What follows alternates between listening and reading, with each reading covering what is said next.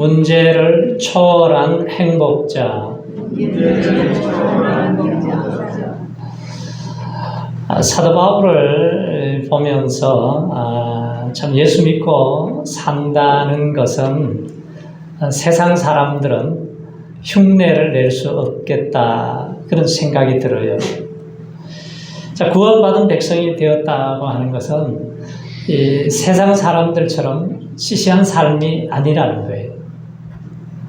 그러니까 하나님의 영광을 경험하고 나면은 그 바울의 삶 속에서 그렇게 문제가 오는데 문제를 초월한 삶을 살아가게 되고 한계음을 초월한 삶을 살게 됩니다.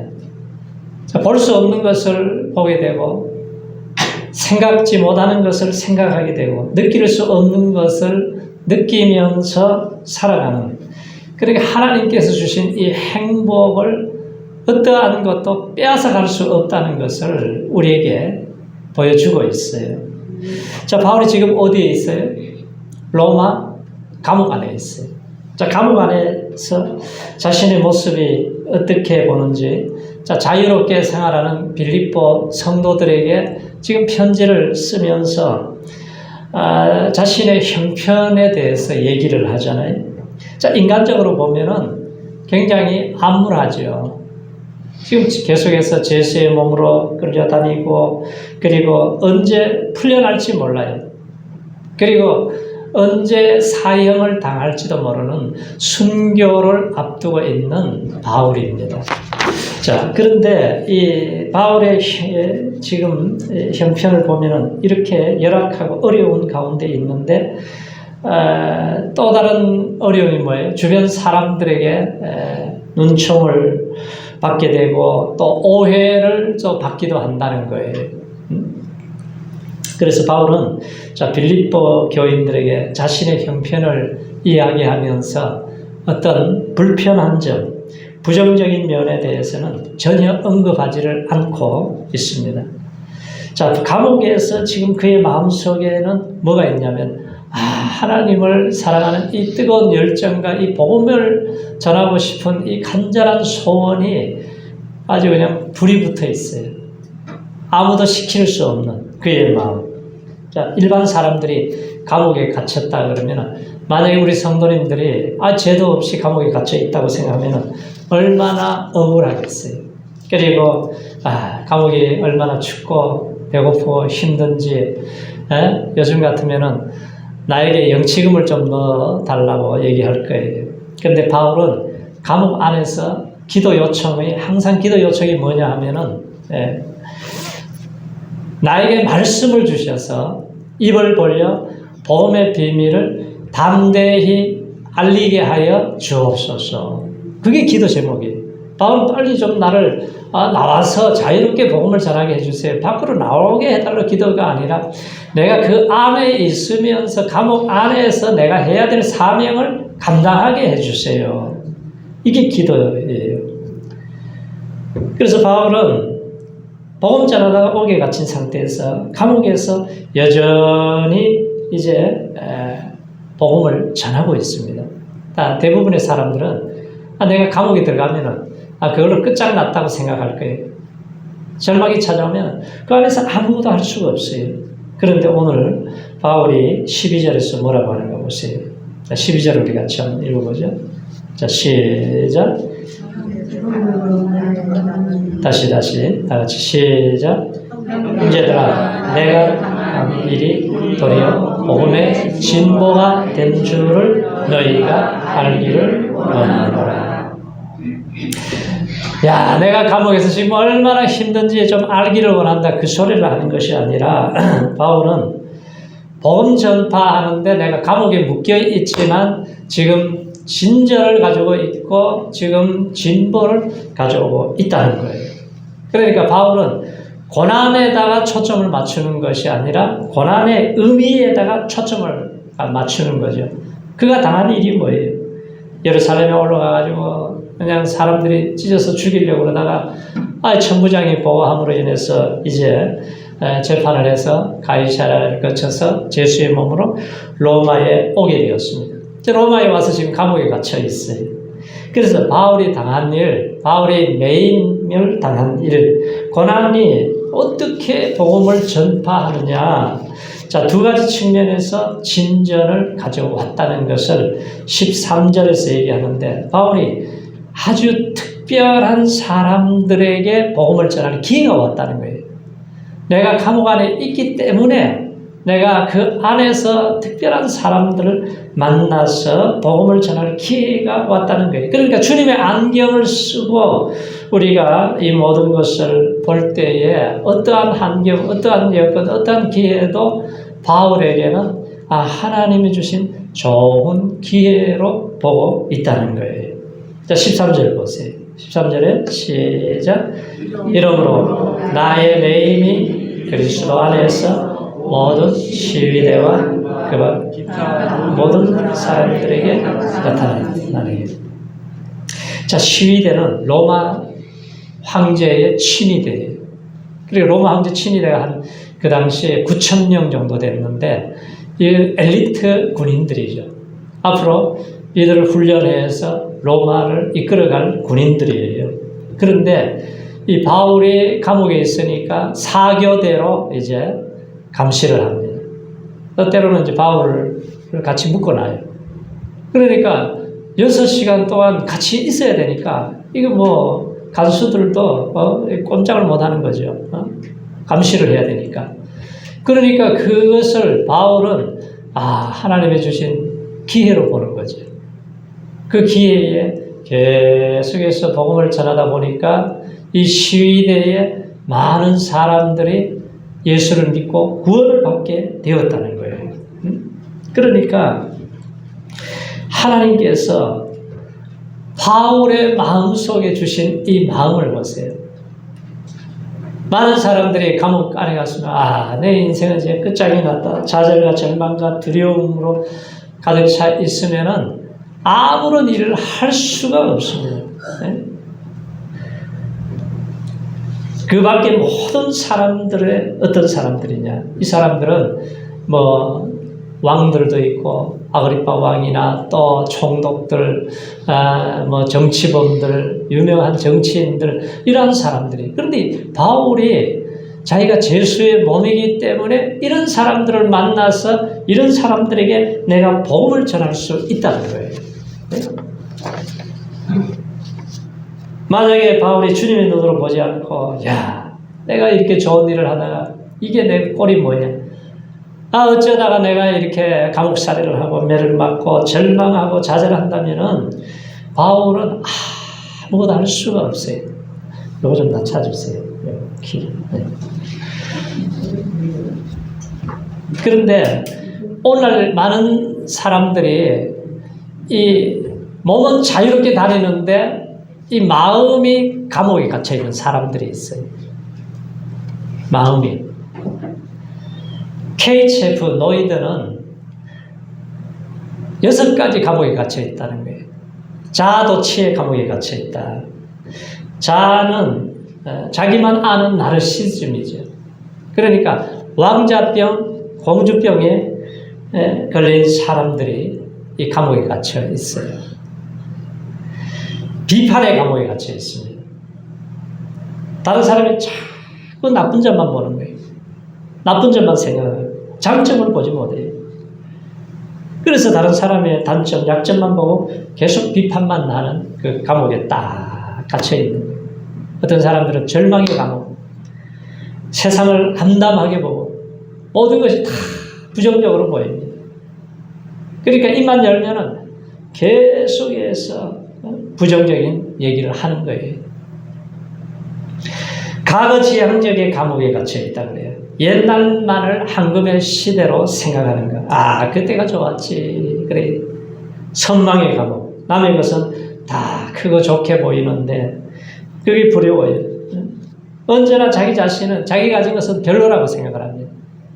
그 비교의식에 빠져 있는 거죠. 증오, 질투, 시기의 감옥에 갇혀 있는 사람들이 있습니다. 다른 사람들을 보면은 그냥 보아 넘기잖아요. 자꾸 헐뜯고 시기하고, 그게 자기도 모르게 그 자신의 감옥에 딱 갇혀가지고 전진이 안 되는 거예요. 자, 바울은 처음에 예루살렘에서 체포당하고 죄의 몸이 되는 것에 대해서 왜 이런 일이 일어났느냐. 야, 나에게 이런 고통이 왜 계속 찾아오느냐. 아마 너무 육체가 힘들면 불편한 마음이 생길 수도 있지요.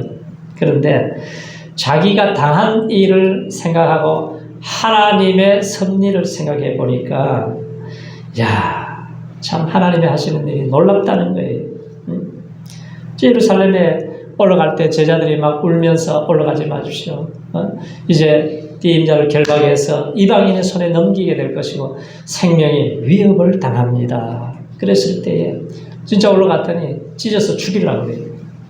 그런데 천부장 딱 와가지고는 진압을 하고 제압을 하고 이제 보호를 하기 시작하니까 하나님이 로마 군대를 통해서 바울을 보호하기 시작하는 거예요. 그러니까 아무도 건드릴 수가 없는 거죠. 바울을 죽이려고 하는 사람들이 40명의 결사들을 조직해가지고 밥도 안 먹고 마시지도 않겠다. 바울 죽이기 전에는 내가 밥도 안 먹겠다고 하는 사람들이 거의 찢어 죽일 뻔했어요.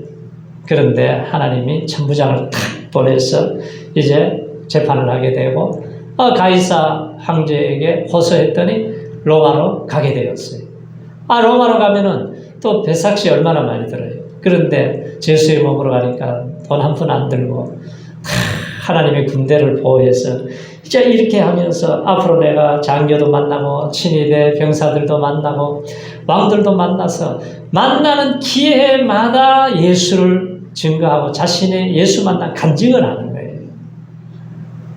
그래서 바울은 로마도 이제 변화될 것이다. 그리고 로마만 또 끝이 아니라 그는 서바나 스페인까지 가서 복음 전할 계획을 마음속에 그리고 있습니다. 자, 바울이 만약에 감옥에 가지 않았다면은 이 빌립보서는 기록이 안 됐어. 우리가 읽을 수도 없었을 거예요. 자, 바울이 깨달은 것은 자신에게 일어난 안 좋은 일이 오히려 감사할 일로 바뀌어졌다는 거예요. 자, 로마 감옥의 시위대 사람들, 여러 사람들에게 복음을 전할 수 있는 기회를 얻게 된 것이 하나님의 섭리다. 이게 깨달아진 거죠. 그래서 바울은 자신의 매임이 예수님 안에서 이루어졌습니다. 매임과 고난이 오히려 복음 전파하는데 좋은 진보를 가져왔다는 거예요. 또 하나 바울의 매임이 복음 전파에 진전이 된 것은 바울의 영향력을 많은 성도들이 받고 담대히 복음을 전합니다. 그리고 두 부류로 나눠져요. 어떤 사람들은 바울이 뭔 죄를 많이 지어가지고 감옥에 갔겠냐, 막 비방을 하고 조롱을 하는 사람도 있는데 바울이 봐라, 감옥 안에서도 저렇게 편지를 쓰고 복음을 전하고 있는데 우리가 가만히 있어서 되겠느냐? 가만히 있을 수 없다는 거예요. 그래서 14절에서 하는 말씀 보세요. 14절에 자, 시작. 형제 중 다수가 나의 매임으로 주 안에서 신뢰함으로 겁없이 말씀을 더욱 담대히 전하게 되었느니라. 자, 바울이 복음 전하다가 붙잡혀 감옥에 갇혔지만 불평하는 것이 아니라 원망하는 것이 아니라 당당히 자기 자신의 주어진 사명을 감당하는 거예요. 그랬더니 이게 이제 소문이 나고 편지를 받아보고 이 상황을 알게 된 성도들이, 잠자던 성도들이 깨어난 거예요. 잠자다가 일어나가지고 바울도 저렇게 하는데 우리가 이렇게 잠자고 있어도 되겠느냐, 우리도 복음을 전해야 되느냐. 그러니까 이 교회에 부흥이 일어나기 시작한 거예요. 이들이 복음을 담대하게 겁없이 전했다는 거예요. 의회의 반전이 일어나고 아주 역설적인 진리이죠, 이것이. 그런데 사탄은 보세요. 자, 복음의 사역자를 감옥에다 집어넣고 때리고 죽이고 순교를 시키면은 끝나는 줄 알았어요. 소멸해 버린 줄 알았어요. 그렇지 않아요. 초대교회 때도 보면은 그렇게 성도들이 교회가 잠잠할 때는 아무 일이 없었어요. 성도들이 한 5,000명으로 부흥이 일어나니까 사도들을 딱 묶어가지고 감옥에다 집어넣습니다. 그래서 스데반 집사를 돌로 쳐서 죽여요. 야고보를 헤롯이 칼날로 죽입니다. 자, 그러면 교회가 문을 닫아야 되잖아요. 문을 닫았습니까? 아니.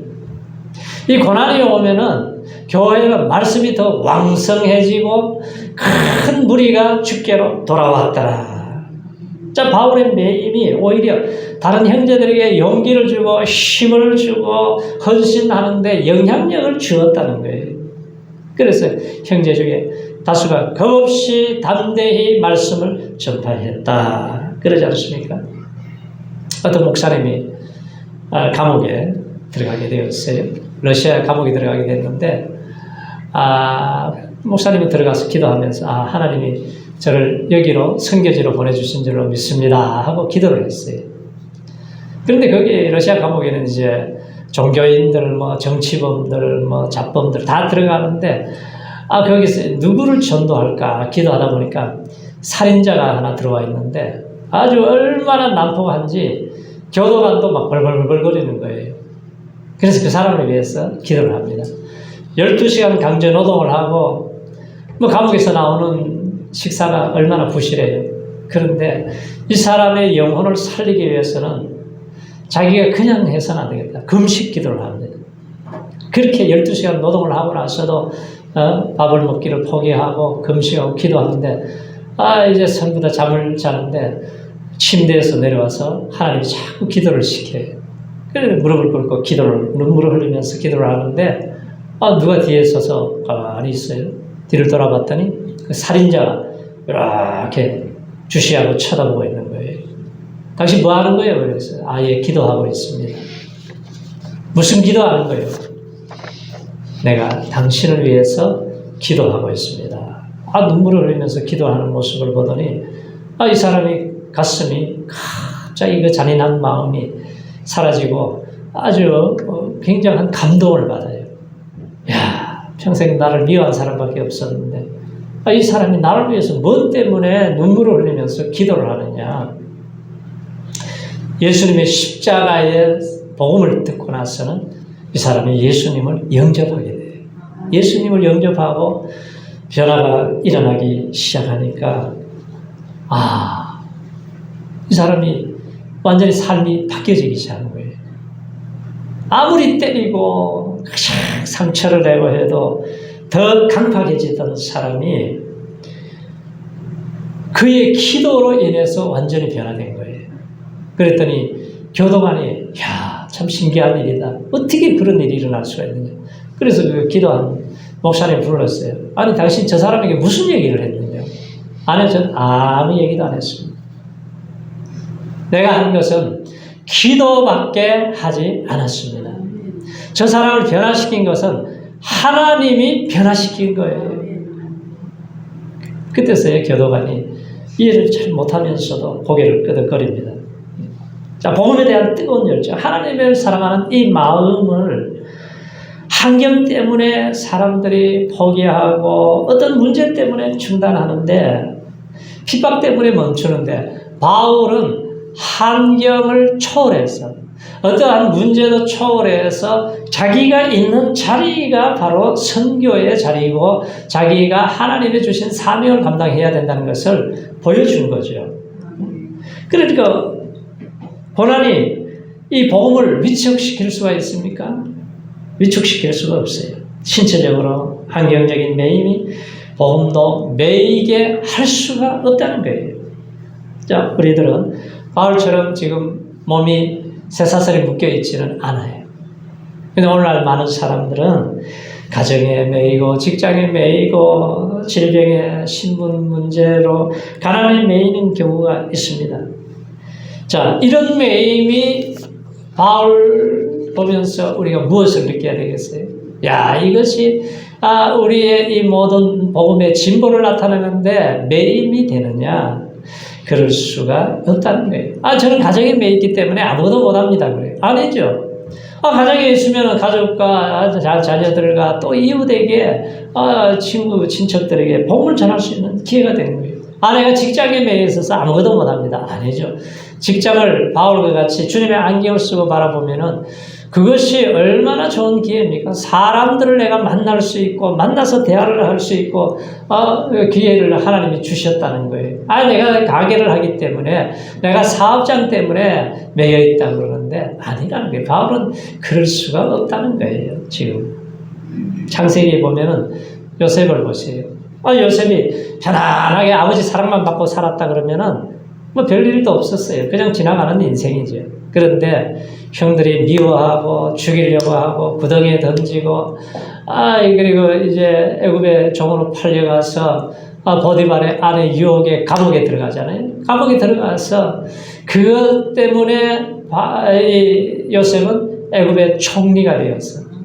7년 기근이 와서 고향에 전부 다 가족들이 죽어가야 될 사람들이지만 요셉으로 인해서 70명이 고생 땅으로 가서 거기에서 큰 민족을 이루게 되는 하나님의 역사를 보면, 하나님의 섭리를 보면은 우리에게 조금 고난이 오고 어려움이 오면은 그것이 하나의 축복의 기회라는 것을 우리가 기억을 해야 됩니다. 그러니까 우리가 보는 눈하고 하나님이 보는 눈하고 다른 거예요. 지금 바울이 믿음의 안경을 쓰고 보는 눈하고 세상 사람들이 보는 눈하고는 다른 거죠. 그래서 바울처럼 우리가 당하는 어떤 상황, 어떠한 매임이든지 불평하기보다는 하나님의 주신 기회로 보라는 거예요. 영혼을 살리는 일은 나중으로 미룰 일이 아니에요. 요즘 얼마나 참 재난 사고들이 많이 일어납니까? 중국에 막 홍수가 나니까요. 이야, 무섭더라고요. 그 베이징 자금성이 말이죠. 그냥 자동차를 다 쓸어가지고 가버립니다. 폭염으로 그냥 사람들이 계속 죽기도 하고. 우리나라에도 지금 폭염 때문에 밭에 나가서 일하다가 어르신들이 많이 돌아가셨어요, 지금. 자, 오늘 본문에서 복음 전하는 사람들 중에는 두 부류로 나눠지게 되어 있어요. 아주 순수한 동기로 복음을 전하는 사람들이 있는 반면에 아주 그냥 특이한 욕심으로 자기 야망을 가지고 복음을 옳지 않은 방법으로 전하는 사람들이 있습니다. 그래서 15절부터 보면 어떤 이런 투기와 분쟁으로 어떤 이들은 착한 뜻으로 그리스도를 전파하나니 그래요. 물론 우리가 복음을 전할 때는 선한 마음으로 아름다운 마음으로 전해야 되는데 지금 이 두 부류가 있는데 바울이 지금 감옥 안에서 들려오는 소식이 뭐냐 그러냐면 바울이 참 못된 짓을 많이 하고 돌아다니고 오직 하면은 감옥에 들어가서 저런 고생을 하겠느냐. 그냥 바울은 막 욕을 하는 사람들이 나왔어요. 막 비방을 합니다. 그런데 그 소리 들으면은 열받으면은 막 분노가 일어나는 사람들이 있는데 바울은 그렇지 않아요. 바울은 뭔 생각을 하냐면 나같이 죄인 중에 계세요. 이 악한 놈을 예수님의 십자가에서 죽으셔서 피 흘려 몸짓고 살이 찢어져서 나를 구원해 주셨는데 그들이 나한테 좀 싫은 소리 한다고 욕을 한다고 그래도 너희들의 입에서 예수의 복음이 증거돼서 영혼이 구원받는다면은 기뻐할 수 있다 이 얘기예요. 예수님이 나를 위해서 모든 것을 다 물과 피를 쏟아주셨는데 내가 좀 손해를 당하고 내가 좀 불이익을 당하고 내가 경제적으로 좀 손해를 당하고 이것 때문에 내가 뭘 마음이 흔들릴 필요가 뭐가 있느냐. 이 바울의 신앙이에요. 그런데 예수님이 보이지 않으면 우리는 그냥 감정적으로 살잖아요. 내 기분대로 내 마음대로 살아요. 그래서 18절을 보세요. 18절에 보면은 뭐라고 그래요? 자, 다같이 시작. 그러면 무엇이냐? 외모로 하나 참으로 하나 무슨 방도로 하든지 전파되는 것은 그리스도니 이로써 나는 기뻐하고 기뻐하리라. 참 바울이 그래.